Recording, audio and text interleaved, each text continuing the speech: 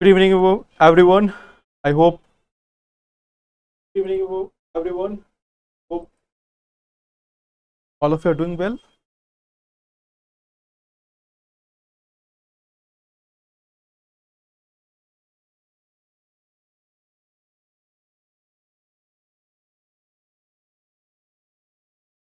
Good evening. So, I hope all of you are doing well.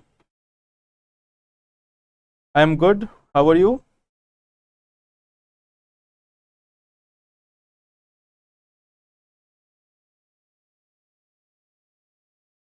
Okay, so we have met on Monday, and after that, there was a gap of 2 days.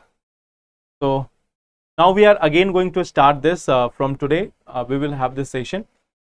So, now today we have got three of those topics which are again going to be very much useful in your entire preparation. Like I have chosen specifically those three topics which are going to be useful for you in the mains examination as well as in prelims examination. Some of the related components are going to be useful for the prelims, and some of them is going to be useful for the mains examination. So what is the topics? Let us see that what are the topics which we are going to see today. First of all, we are going to talk about one of the article which was there in the Hindu, and the article was about post harvest loss. Okay, so this is one thing which is related to your agriculture sector. In GS paper 3 you have agriculture sector. So there one of the major challenge with Indian agriculture has been post harvest loss. Okay, post harvest loss means suppose that once the crop has been cultivated, once it has been harvested, and from that time to the time till it reaches to the consumer, there is a huge gap. There is a huge like a time gap also, and in this time gap there is a substantial loss of the grains, substantial loss of the agricultural product. So this is one of the things which we are going to discuss: post harvest loss, what are the causes of it, and at the same time what has been done by the government in the recent past to rectify this issue. So this is one of the topic which is going to help you in the prelims also, sorry, in the mains also, and some of the topic will be useful in mains as well. Okay, some of the part of it. Then the second topic which we are going to discuss is more related to your prelims, and that is UWin portal. Like you might have seen this one thing. Earlier we were having this CoWin portal. CoWin portal during the COVID time, you have seen that we were having this CoWin portal. So on the same, in the same manner, we have now got the UWin portal. So this is also one thing which is going to be launched throughout the nation. It has already been done in some pilot states, in some pilot cities of the countries. Pilot start has been done in some of the cities. So now it is going to be fully launched. So this is one of the important topic. And then we are going to take one of the article from Indian Express that was about informal economy. That was about informal economy, that what is this contribution of informal economy, and at the same time we are going to see this part also, that what has been the figures or what has been the various surveys suggesting about the informal economy of the country. So this is three parts. One, this is basically related to your prelims, and this is related to GS paper 3. This is also related to your GS paper 3. So these are the topics which we are going to study in today's session. Okay. So let's start the first one. Okay. Okay. So in Punjab state, governor will chancellor of university. That is one thing which is still developing. That is still developing. So wait for it. We will talk about it, about the chancellor issue. About the chancellor issue, also about other issues which are also pending in the judiciary. We are going to talk about that once it has been finalized. Okay, so let's wait for that. Now there is this one thing, post harvest loss in agriculture. So this is one of the topic which is there, which is now like something which you know that it is fixed, it is not going to change.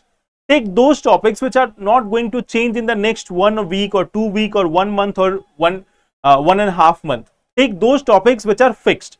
Yeah. So let's see this. Let's see this. What is the topic all about, and what are the facts which are coming out of here, and why it is happening? Let us try to see that also. The first thing is, India is ranking second in global agricultural production, but its share in global agriculture export is only 2.4%. You might have seen that we are one of the topmost producers in case of rice also, in case of oilseeds also, in terms of wheat also, in terms of even other grains, even vegetables, fruits or dairy products. We are one of the leading producers of the world. We are one of the leading agricultural producers of the world. And even after that, what we are seeing that our share in the agricultural exports of the world is only 2.4%. So even after having this much of production, why our share is low? Why we are having a very low share in this agricultural export or agricultural trade? A few reasons have been highlighted. One of the reason is low productivity. Now see here, combine it with a number of factors. Now you know that in India, around more than 85% or nearly 85%, nearly 80% farmers, 85% farmers are small or marginal farmers. Small or marginal farmers. So they are basically going for subsistence farming. They are basically going for subsistence farming. Can you tell me what is subsistence farming? Anyone who can tell me what is subsistence farming? Yes, 2.4 only. So can anyone of you tell me that what is this subsistence farming?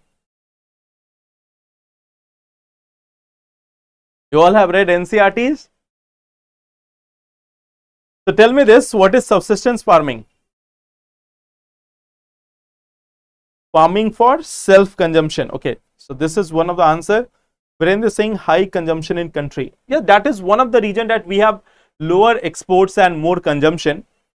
But the question is, what is this subsistence farming? So I have got one answer from Sachin that it is farming for self-consumption.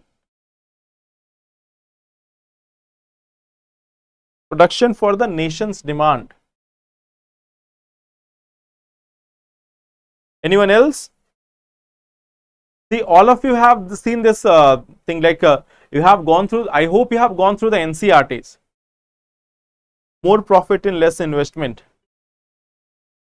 No, that is not subsistence farming. See, subsistence farming is what, like cultivating only much which is required for their own consumption. See, majority of these peoples, they are having very small amount of land. Their land is very meager, and in that land only that much production can be done which is required by them for their own consumption. So it is like farming or agriculture for their own consumption. It is not for sell.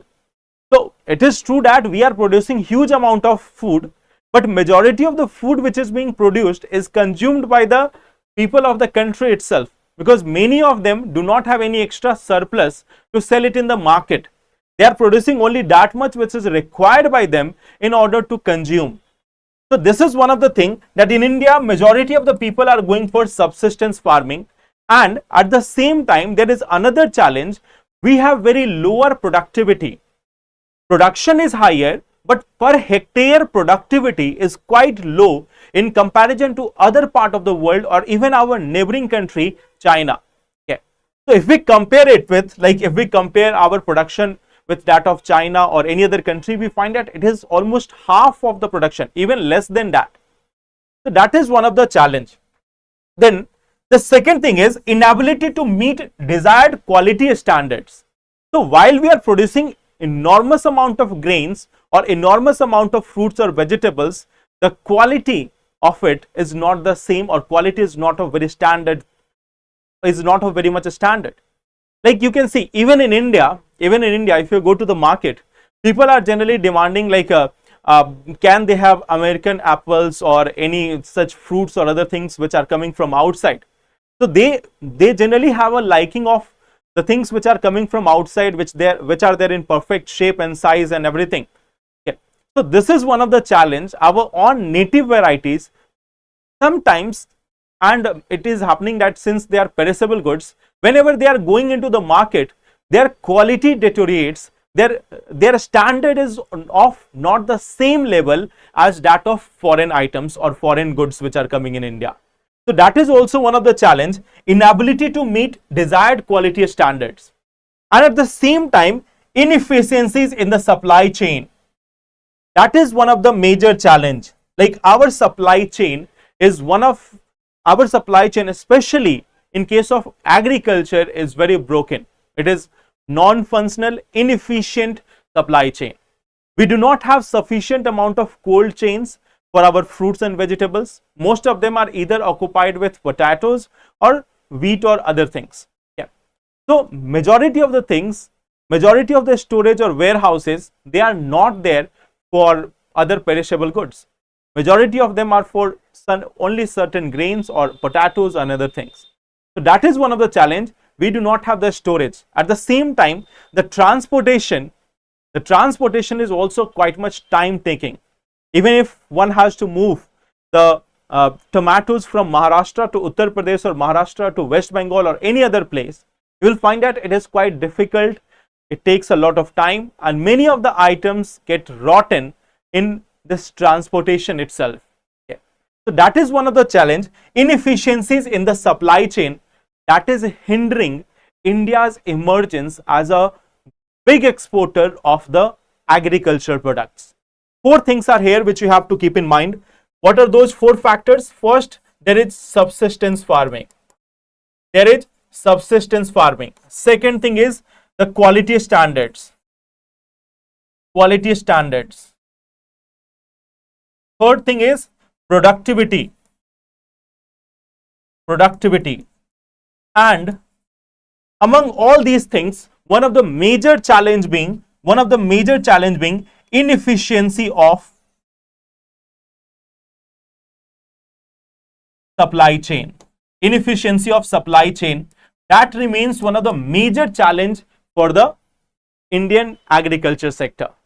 And this leads to post-harvest losses. This leads to post-harvest losses. How much harvest loss is there? The loss is up to 1,52,790 crore annually. So we are losing almost 1.5 lakh crore rupees annually just because our transportation system or the supply chain system is not working efficiently. Think about this. If we invest 1.5 lakh crore rupees in the supply chain, next year it will bring us a huge amount of benefit from here. So it will be like one-time investment and return for many years. But what we see, due to lack of that investment in the supply chain management, we are having 1,52,790 crore loss annually in our agriculture sector. That is our post-harvest loss. Okay. So this is one of the part.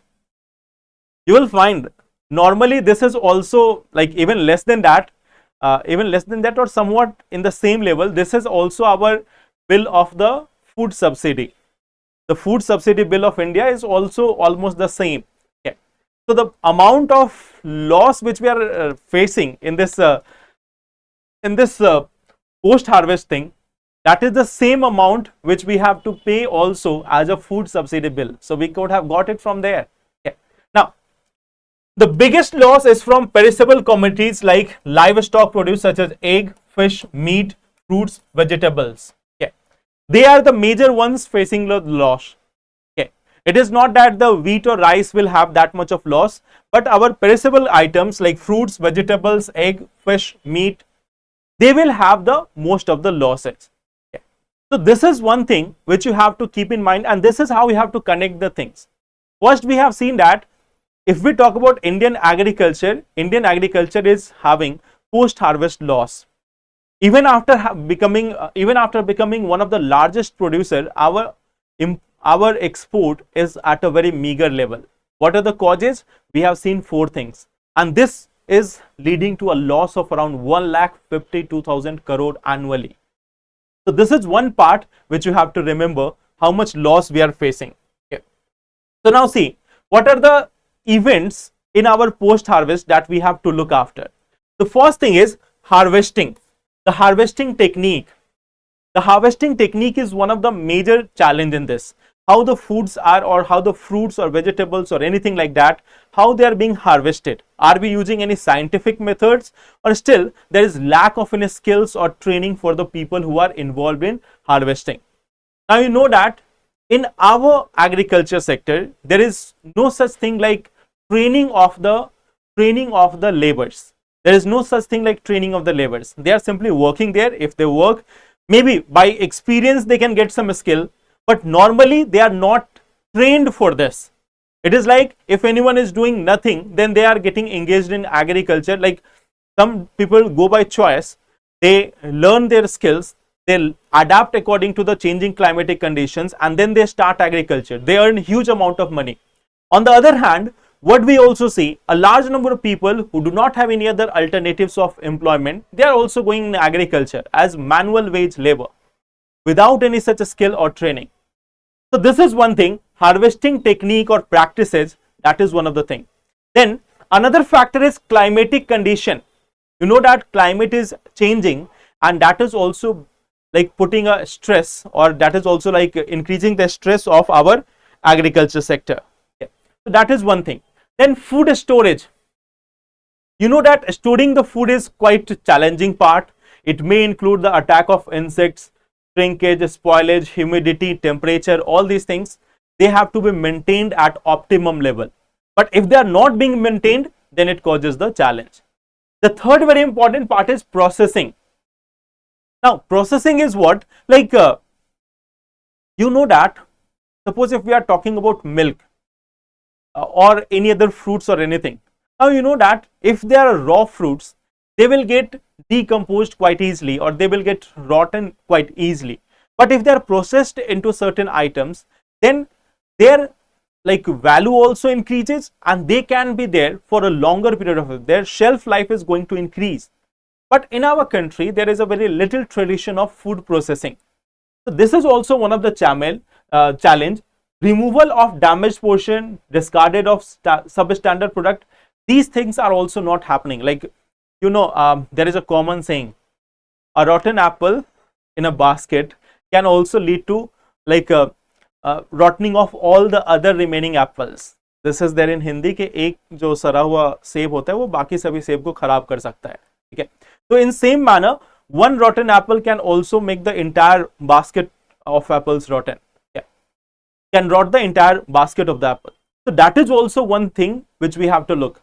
Like when they are not properly processed, like the removal of the damaged portion, all other things, packaging of them, if it is not being done properly, then again there is going to be post-harvest loss. Again, we have one thing, how the packaging is done. Do they have the quality materials for packaging or not? Can it be air sealed or not? So that is also a challenge. Then marketing and consumption. Okay. Marketing, you know that in agriculture, marketing is one of the missing factor. Have you seen the marketing by any of the farmers that we have produced the best quality of tomatoes? Normally you get the advertisement of Reliance Fresh or Tata Fresh or anything like that. Okay. So you are Big Basket or anything like that. So you are not getting the advertisements from the farmer that we have produced the best quality of tomatoes or potatoes, and we are also selling it at a lower price. Okay. So marketing is not there. They do not have that much of platform. They do not have that much of a skill to market their product. Even if they have better quality and they are offering at lower rate, but they cannot reach the market. That is also one of the challenge. So ultimately, all these challenges leads to poor management of the grains, poor management of the perishable items, and ultimately we are getting a 1,50,000 crore annual loss of the food items. Okay. Is that clear?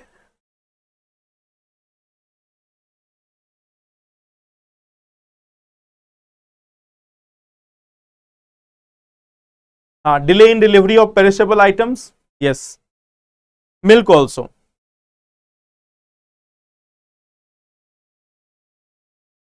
So this is one of the things, like why we are having this post-harvest loss.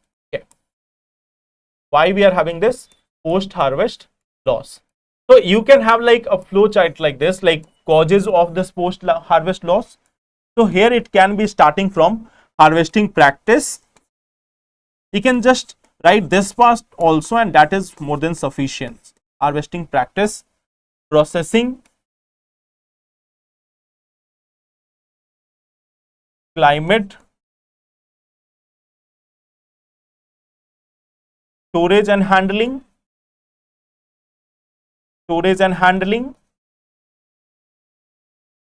then we also have this packaging,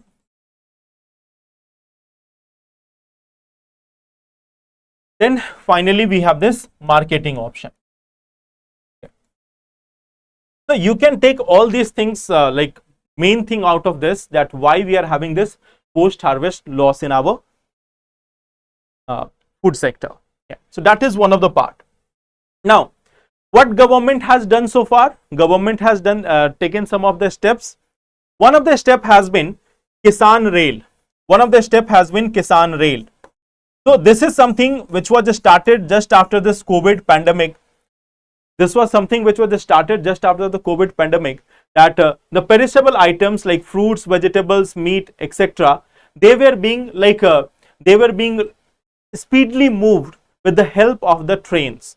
And remember one thing, trains are getting most of the money from movement of these items only, movement of the freights only. They are getting most of the money. They are not getting most of the money by moving the people. Railway always says that we earn by moving the food items or the other goods, not by moving the people. So while this is their money bringer, this is where railway is lacking. You will see that the movement of our goods train or any other such perishable items trains, how much fast they are moving or how they are being operated. There is no such urgency which you will see in many of these freight trains. There is no such urgency. It keeps on going with its own pace. If it is getting delayed or anything, that do not matter for it. Okay. And this is something which has been happening for a very long period of time. So government has started with this Kisan Rail, and through this they have been trying to move especially the fruits, vegetables, meats, etc., or dairy products with a speedy movement, So that is one of the scheme. The second thing is there is Ministry of Food Processing Industry. So it has implemented schemes such as mega food parks. Okay. Mega food parks. It has also led to establishment of cold chains and preservation structures. Okay. So this Ministry of Food Processing, they have started various schemes. They have started making of mega food parks, then cold chain and preservation storage. So that is also something which they are doing as part of the infrastructure. And then as part of the movement, Ministry of Railway is having this Kisan Rail. Okay. Then at the same time, this is also this Pradhan Mantri Kisan Sampada Yojana, under which mega food park is also being constructed. So it is especially launched with the objective of reducing the post harvest loss. That is one part. And then we have this agriculture infrastructure fund also to provide loan facility for investment in viable projects for post harvest market infrastructure. Okay. So this is one of the thing, that we have got a agriculture infrastructure fund with a corpus of 1 lakh crore rupees. And what is the aim of it? To create post harvest market infrastructure, like the mandis which are created where people can sell their products.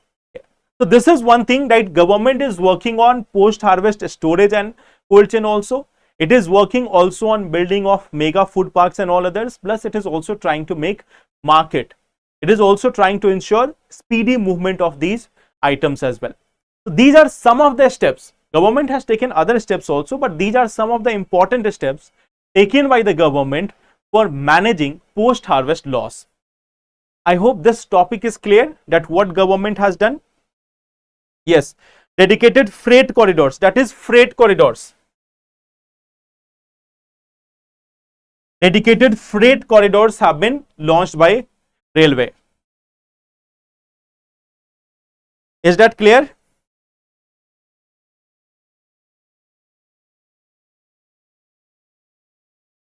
In Hindi, it starts at 6 p.m. on a different channel, KGS IAS Hindi. So you can join Jeet sir there. If you want in Hindi, you can join Jeet sir there for Hindi class. Okay. So this is one of the part that what step has been taken by government for this one. Now coming to the second topic, we have the second topic, UWin portal. Okay. So government is like now making this target that they are going to launch this UWin portal, and they are trying to ensure the universal immunization in the country. They are trying to ensure that there is universal immunization in the country. Now can you tell me, there is one program of the government, universal immunization program. Under that program, vaccines are being provided for how many such health issues or health problems or diseases? Under the universal immunization programs, the vaccines are being provided for how many of the diseases?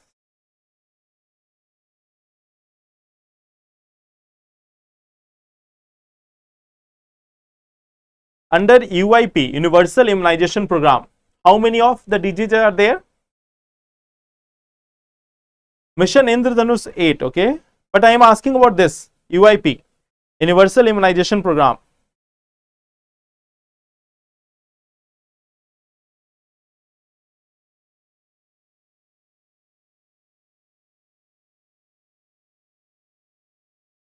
Seven.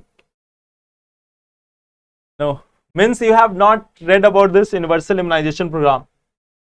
See, under the universal immunization program, there are 12 different diseases for which the vaccines are being provided. There are 12 different diseases. What are they? They are basically diphtheria, pertussis, tetanus, polio, measles, rubella, rotavirus diarrhea, hepatitis B, meningitis, severe form of childhood tuberculosis, and pneumonia caused by Haemophilus influenza type B and pneumococcal pneumonia. That is nationwide. And then there is Japanese encephalitis also, for which there is vaccination in certain of the endemic areas. Means wherever it is this Japanese encephalitis happening, in those areas only this vaccine is being provided. Okay. So we have got 12 different vaccines. 12 vaccines. 11 is being provided nationally. 11 is being provided nationally, and then there is one vaccine for Japanese encephalitis. Okay, you can see Japanese encephalitis is there, and it is only in endemic districts. Okay. It is only there in endemic districts. Okay. So remember this part that we have got 12. You cannot remember the name of all of them. If something new is being added, then you have to remember them. Yeah. Like for this example, what you can try to remember out of here, you can remember this one, Japanese encephalitis, that this is one of the disease for which vaccine is being provided. Then you can remember this one, pneumococcal pneumonia or pneumonia caused by Haemophilus influenza type B. Okay. Because this pneumococcal pneumonia vaccine, it has been recently added. Okay. Then you can also remember things like rotavirus diarrhea or rubella. That is also something not recently, but this is something which is quite much there in the news. Okay.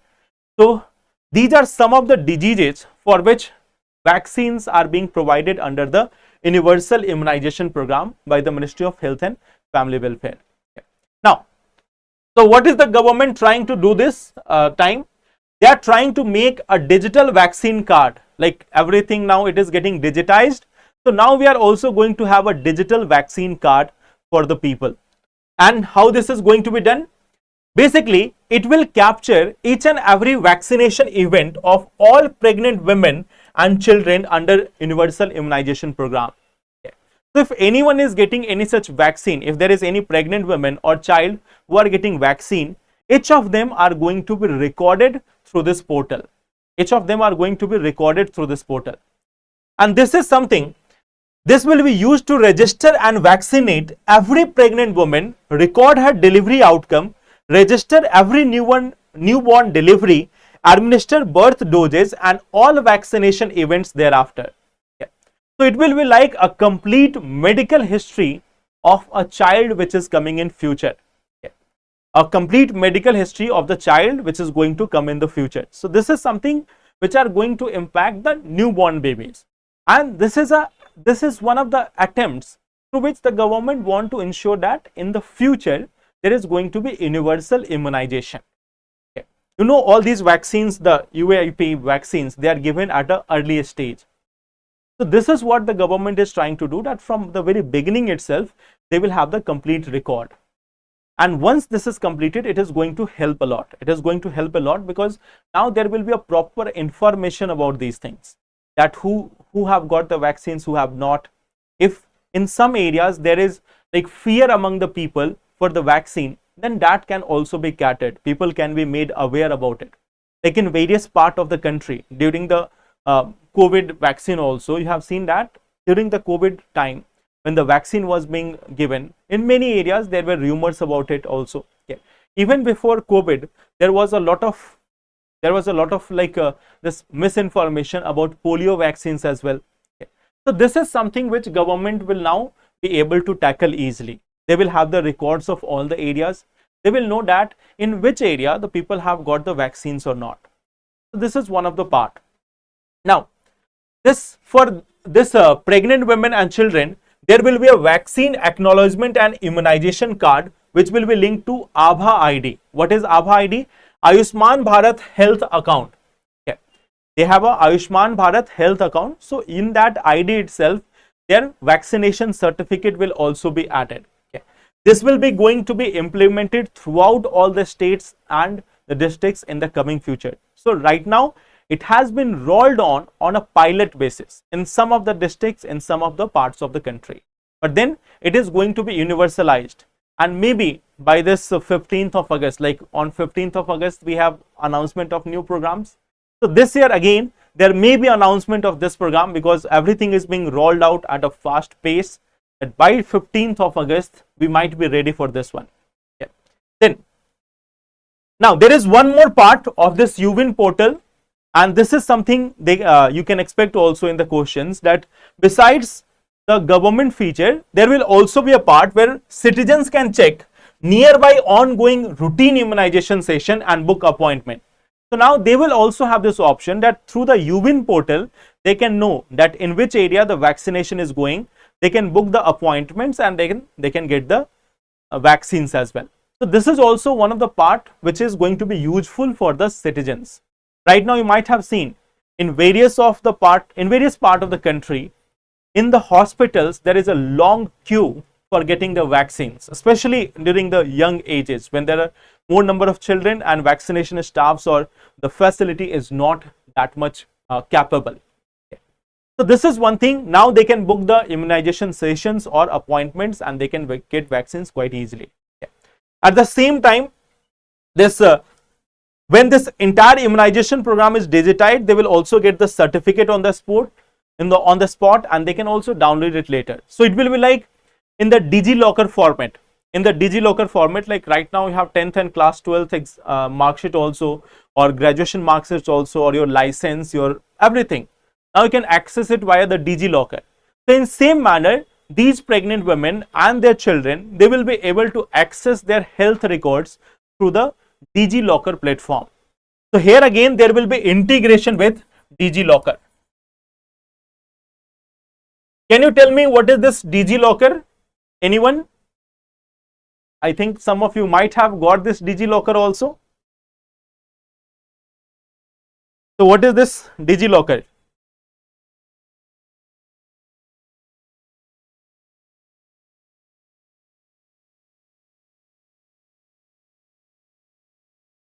What is this DigiLocker? Anyone?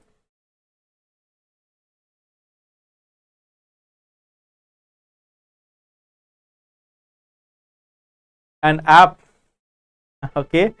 The DigiLocker is an app. I know that. So what is the DigiLocker doing? What is the aim of this DigiLocker?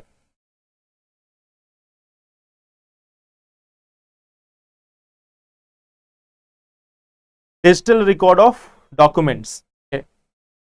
So yes, this is basically a digital record of the various documents which we are having, like from class 10th of class 10 certificate to class 12 certificate to graduation certificates to each and everything which you want online, that is something which can be there. Okay. So it was launched way back in 2015. Okay.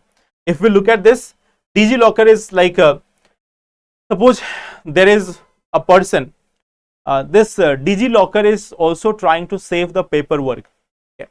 Like suppose that in some of the government institutions it has been started that, like let us say you have to give your certificate, you have to submit your certificate.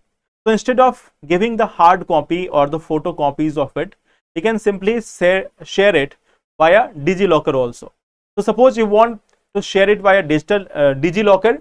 So the person, like suppose there is an institution or there is any such company which wants to get your record.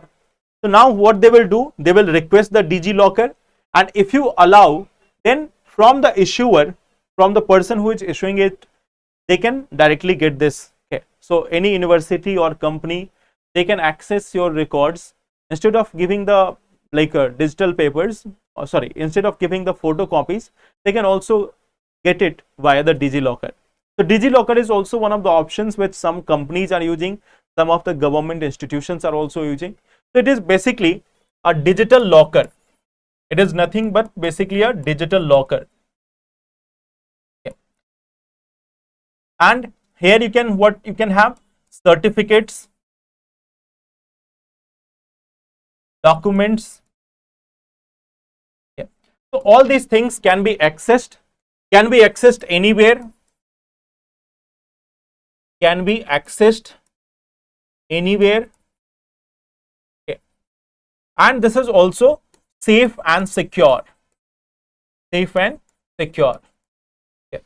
So it is like suppose when you are traveling via trains or anything, or you are going out in rain during this is also the time of rain where we have a lot of swimming pools on our roads. Okay. You have got a lot of swimming pools also on road these days. So while you are going through those swimming pools, and suppose you have to also take your mark sheet or any other important document, that may be a challenging task. So instead of going through that, taking your hard copies or anything, you can easily carry your mobile phone. Okay. That mobile phone may also fall in that swimming pool, that is another challenge, but you can secure it, because nowadays you secure your mobile phone more than anything. So you can take your mobile phone with you, and using that mobile phone you can give your certificates to any of the institution, or you can show it to anyone. You can even, like suppose you don't have the license with you while you are driving, so you have this option of DigiLocker. You can show your license to the police personnel using the DigiLocker also. So that is some of the benefits of the DigiLocker. And every time, every day, every week, every month, some new documents are being added there. Like now the insurance facilities or the insurance documents can also be accessed via the DigiLocker. Okay. Many of the financial institutions are also issuing certificates which can be used via the digital locker, okay, or the DigiLocker. So this is one of the applications in which even the UWin will be integrated. UWin portal will also get integrated. So vaccination certificate will also be there. Okay. Vaccination certificate, that will also be there. So this is the work of the DigiLocker UWin portal. In some more time, like by the end of August, there will be more information about it, and then we will also talk it from the one of the angle. Someday we will take a topic, digitization, what steps has been taken and how it is useful, or what are the challenges of it. So that is also one of the topic which we may take in the upcoming classes. Okay. Now, moving on to the next topic, we have this informal sector of India, informal economy. So informal economy is one of the major contributors to India's GDP also, and at the same time it is one of the largest, not one of the largest, it is the largest employer of the entire country. Can you tell me, for example, how many people are engaged in informal economy in India? How many people are engaged in informal economy in India? And also, what is the contribution of the informal economy? What is the contribution of the informal economy to our GDP. So there is two questions here. First, employment percentage. First, employment. Second, how much contribution is there to GDP?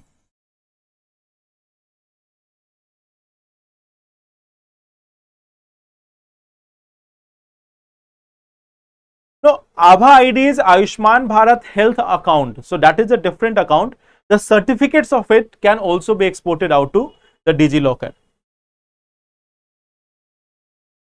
45 lakh only.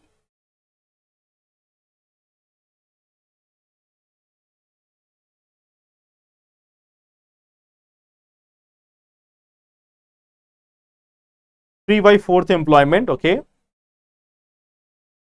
Anything else? Manshi, 45 lakh people is very low. You know the India's population. We have 1 lakh 45, no, sorry, we have 145 crore people. We have 145 crore people. So 45 lakh people is simply, that much people are simply employed in Delhi. More than that. Almost 50%, 75%, okay.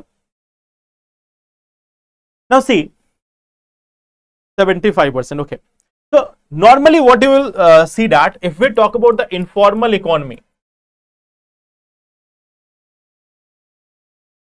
if we talk about the informal economy, there are a lot of claims. There are a lot of claims, but in all of that, you will find one of the average thing. Okay. Like some of the record says that 90%, some of the people say 80%. So on an average, you can take that around 80 to 90%, around 80 to 90% of Indians or Indian workers, they are part of this informal economy. Around 80 to 90%. In some of the cases, it is said that it is even up to 90% of the workers in the country or workforce of the country. Some people say that no, it is a relatively lower figure now. Now people say it is something around 80% or more than three-fourths of the total workforce. But still you can see even 80% or 90% is a huge number. That is a huge number in India. Okay. So now, again what you will see, around 50% informal work or informal workers engaged in agriculture. They are engaged in agriculture. Okay. So they are also engaged in agriculture. Around 50% of the informal workers, means around 40 to 45% of our total workforce is engaged in agriculture, and that is also an informal sector. That is also informal sector. Now talking about the contribution to GDP, it contributes nearly 50% of GDP. They contribute nearly 50% of GDP, and this is where inequality in India starts. This is the point where inequality in India starts. You can see around 80 to 90% of the people, their share in GDP is around 50%. And then remaining 10 to 20% of the people, their share in GDP is also around 50%. So this shows that how much difference is there between the formal economy. This is the formal economy. This is the formal economy, and this is the informal economy. Okay. So around 80 to 90% of the workers have a share of 50% of the GDP, and here 10% have also the 50% of the GDP.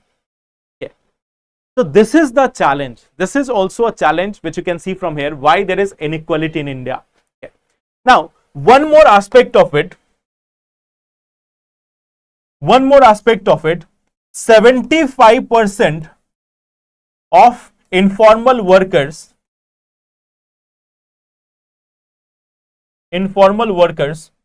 are getting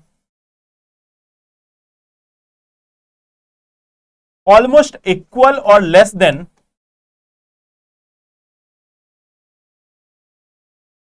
or less than minimum wages, less than minimum wages. Okay. So it has been seen that like almost 75% of the informal workers, they are getting either the minimum wage or they are sometimes even getting less than that. In fact, majority of them are getting less than the minimum wages in the country. Okay. Like for an example, if you talk about the major cities of the country, for example, if you talk about Noida, Delhi, Kolkata, Chennai, Jaipur, and many other cities, even Maharashtra, Mumbai, Pune, you will find that in many of these cities, which are called as the IT hubs of the country, which have been called as IT hubs of the country, or one of the fastest growing cities of the country, in these cities, there are many formal institutions, not informal. There are many formal institutions which hire people in an informal way.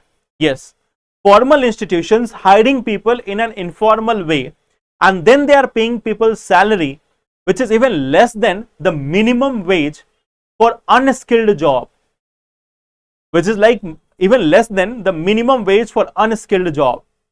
So this is the reality of Indian economy, that around 80 to 90% of the people do not have a formal employment. Okay. They do not have any such formal employment. That is one of the challenge. They are being hired informally. Informally means they will not have any of the benefit. They will not have any of the benefit. So from here, let's talk about it. The challenges of informal economy. Challenges of informal economy. So tell me, what are the challenges of this informal economy? Anyone?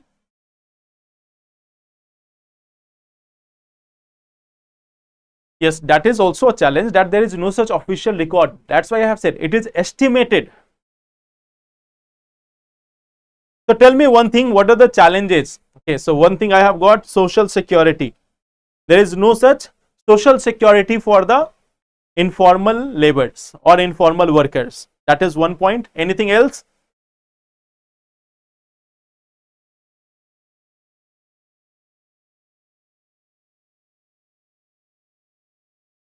Okay, so there is one thing which you all know, that lack of social security. Lack of social security. That is one of the part. Then we also see that no job security. No job security. That is also on the thing. Then we also see that like the condition, the work conditions are also quite miserable. Miserable working conditions. Working conditions. Like there are some of the institutions or some of the companies where people are working on the stairs. They do not have any proper offices, or they do not have anything. They are earning in crores of rupees, but people are working by sitting on the stairs. They do not have any such facility for giving them proper chair or desk or anything like that. Okay.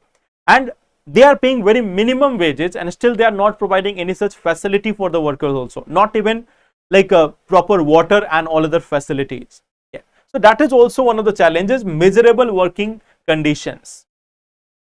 At the same time, minimum, even lesser than minimum wages. Okay. Very low wages. Very low wages. Then no skill upgradation. No skill upgradation.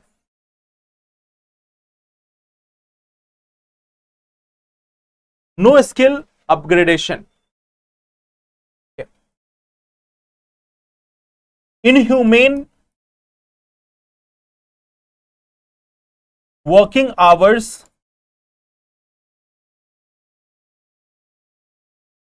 and working condition.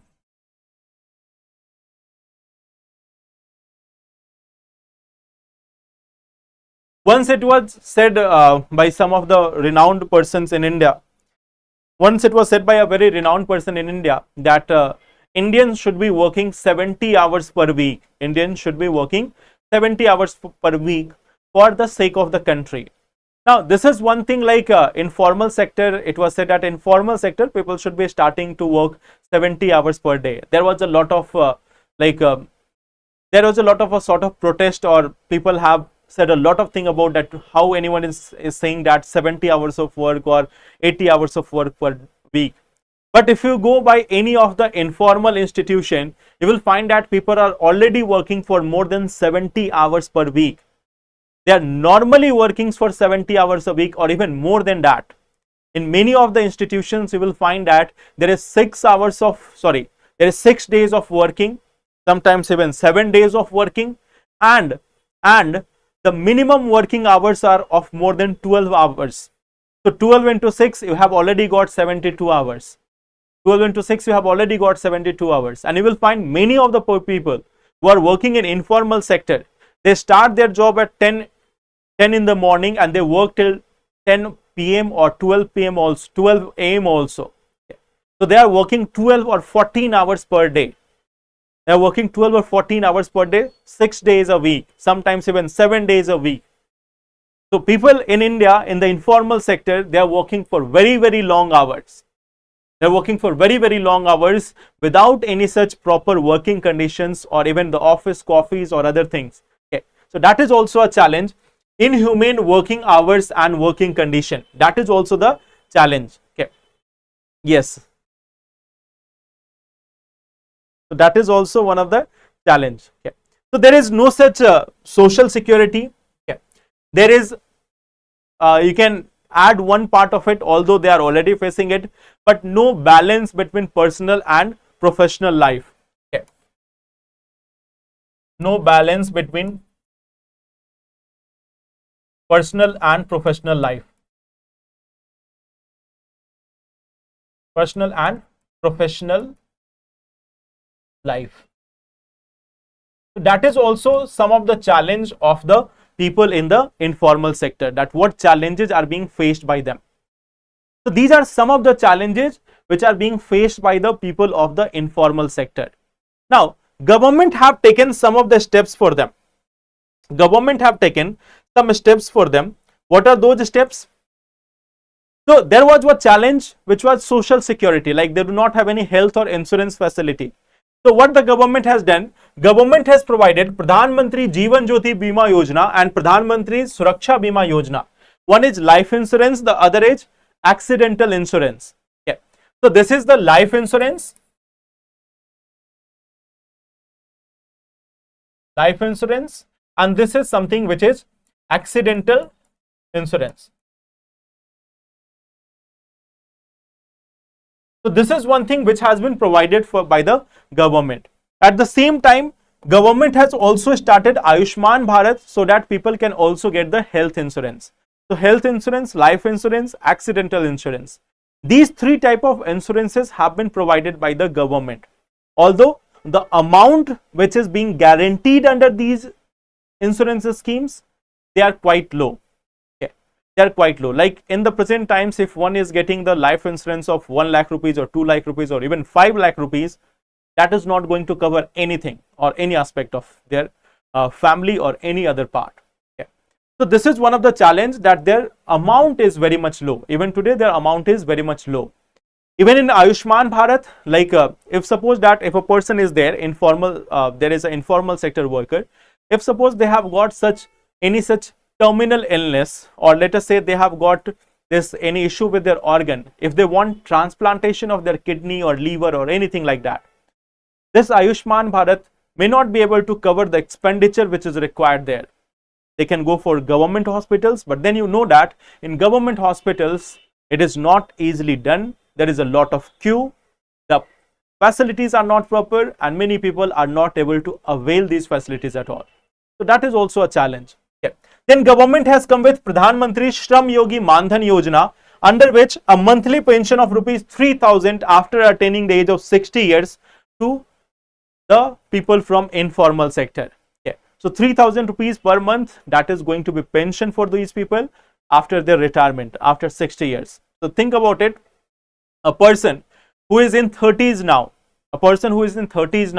they work for 30 years, and after that, at the time of 60 years, like 30 years later, they will be getting 3,000 rupees per month. That 3,000 rupees per month after 30 years from now, that is going to be a very meager amount. Even right now, 3,000 rupees per month is not going to be a suitable amount. And after 30 years, that is still going to be on a very lower side. Yeah. So that is some of the schemes which have been started by government. There is also this Pradhan Mantri Rozgar Protsahan Yojana, which is trying to seek formalization of the informal sector. So government is contributing 12% of the PF amount if anyone is hiring the laborers in a formal manner, okay, or hiring the workers in a formal manner. So 12% PF contribution is going to come from the government. Okay. So this is more for formalization. Okay. So this is one of the part that what steps has been taken, what are the challenges of the informal sector, and how much contribution is from the informal sector. Now, coming to one more dimension of it. And what is that dimension? The dimension is, there is a survey, and that survey has said that the number of people employed in the informal sector is declining. Around 16 lakh people, around 16.45 lakh people job, or 16.45 lakh job has been lost in the last few years. There is a comparison in 2015-16. In 2015-16, the total informal sector job of some of the industries which were compared was around 11.13 crore. Okay. That is about the number of entities. It is not all the sector, it is just some of the entities which are registered. We are not talking about the unregistered entities or the agricultural workers. That's why this is not the total number of the informal workers. But in 2015-16, there were around 11.13 crore people who were engaged in around 6.34 entities. Means they were getting some amount of income. Now, this number of institutions have gone high. The numbers have reached here 6.5 crore, but the number of employment have come down by 16.45. And this is only one part of the economy. That's why it has been said by a large number of the people that in the last 6 to 7 years, there have been loss of enormous amount of jobs. Okay. Because this is just showing semi-formal sector. It is not entirely formal, this is semi-formal sector, you can say. Yeah. So what we see that even in this sector, there is loss of job. So about the other sectors which are not even properly recognized or not even having any such type of registration or anything, they might have lost many more employees. Or they might have removed the job of many more employees. So it has been said that there has been a loss of a large number of jobs in the informal sector also. And three things have been highlighted, that there are three major challenges which has led to this economic slowdown and loss of the jobs. One of the part was demonetization, which was done in 2016. Then there was GST, which was done in 2017. And then the COVID pandemic from 2020 to 22. Okay. So these three things combined together has led to loss of a large number of jobs in the informal sector. That is what has been suggested by the article. Okay. So this is one of the part of the article which is there, but then we have discussed about this informal sector in detail, that what is the contribution of the informal sector, and also we have seen that what are the challenges and steps taken by the government. So I hope it is clear.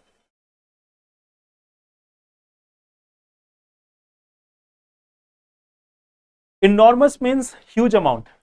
Enormous spelling is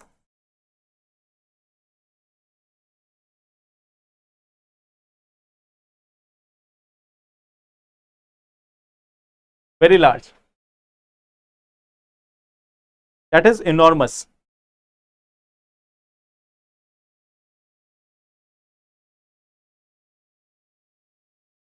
Clear?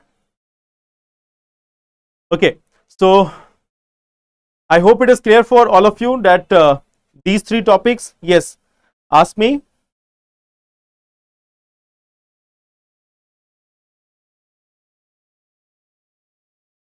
How to make notes from newspaper. Just do one thing. On the same channel, go in the previous video section. You will find a specific video of something around 1 hour in which I have talked in detail how to read the newspapers. So just in the same channel, go and search that video and you will be able to get it. Now the employers make one individual do the task of 3 people. I think you have personally faced it. Yes, that is true also. That is true that the burden on individual workers have increased. Okay.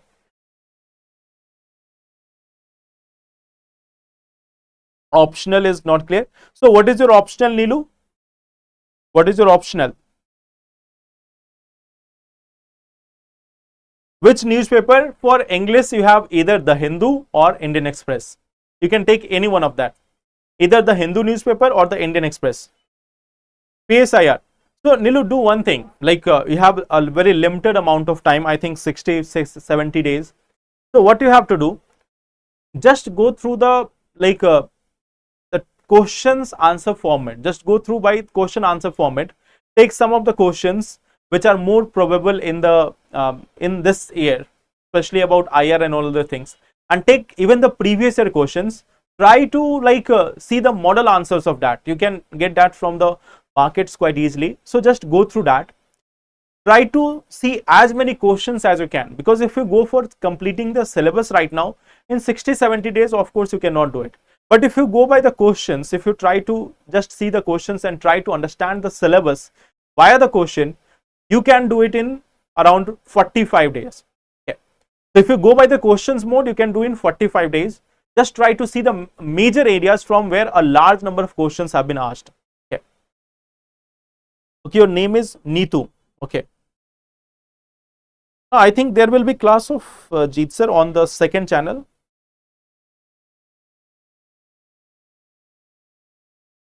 So just go through the questions.